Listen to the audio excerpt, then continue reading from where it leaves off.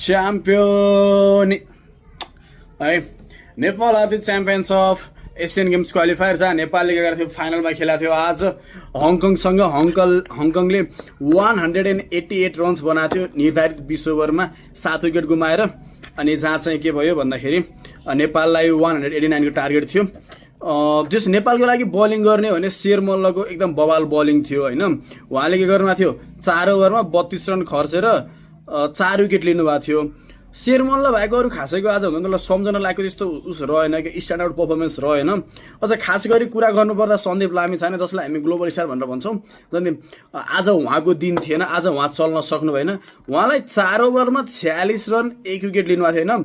मलाई लागिरहेको थियो कुनै बेला त हुन्छ नि कतै 50 रन पत्ता कट्ने हैन भन्ने लागिरहेको थियो पहिलो 3 ओभरमा के भएको थियो सन्दीप लामी छानेको 45 रन थियो विदाउट एनी विकेट्स अनि लास्ट ओभरमा के गर्नु भयो उहाँले 1 विकेट पनि निकाल्नु भयो सँगसँगै मात्र 1 रन दिनुभयो जसले गर्दाखेरि सन्दीप लामी छानेको थियो भन्दाखेरि 4 ओभरमा 46 रन हुन्छ नि रन खर्चिनु भएको थियो मात्र 1 विकेट निकाल्नु भएको थियो